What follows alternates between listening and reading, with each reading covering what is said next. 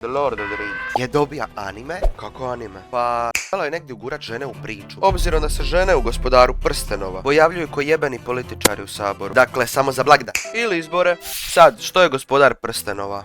A to bi bilo dobro pitanje da je to neki random film. Da, film je. Što si ti mislio? Uglavnom, trilogija je dobila 17 Oscara. Nemam pojma kakvog ima smisla objašnjavati. Ali ukratko, hobiti su našli prsten koji moraju uništiti. Jer će inače Gospodar tame upropastiti svijet.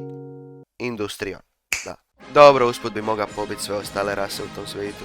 Uglavnom, radnja Rataro Hirima je smištena otprilike 170 godina prije nego što je Bilbo pronašao prsten. Glavni lik je žena. Samostalna, snazna, nezavisna od muskaraca. Svi je vole nenormalno jaka pribildana. Malo jaca od Arnolda i malo slabija od Ronija. Glavni problemi u tom svijetu su što je neki debeli bradati lik htije da njegov sin oploti glavnu likušu. Na što je njezin gigačed otac jednostavno odlučio da će ga one-shotat, poslat sina u kritičke lipe mater. Timeskip! Taj sin se ponese ko razmaženo derište, te odluči pobiti cijelu njenu familiju. I nju. Reka sam prije što njoj. Oni tu nešto ratuju. Protirani brat je skupija divljake s brda. Inače lik se zove Vuk.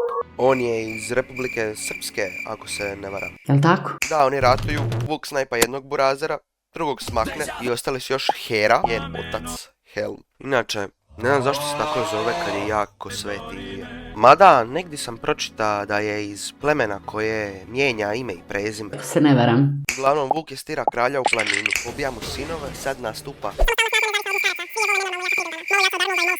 Hera, koja sa svojom, ko zna što, valjda, sluškinja, se fajta s Vukom, a ono ista kategorija. Nije da on ima sigurno 50 kila više, ali ja sam lud. Ali da, ovo je fantazija, sad zna ni zašto. Vuk je pokojni, Sveti Ilija je pokojni. Ostali drugi bitni, muški likovi su pokojni. Dobro, osim ovog nekog kretena, ono, nemam pojma. Lik je samo bio protiran i sad se pojavio, ono, pokupi med.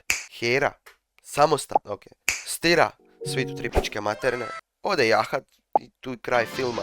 Aj boj. Zagori na izvoru rijeke Čihole.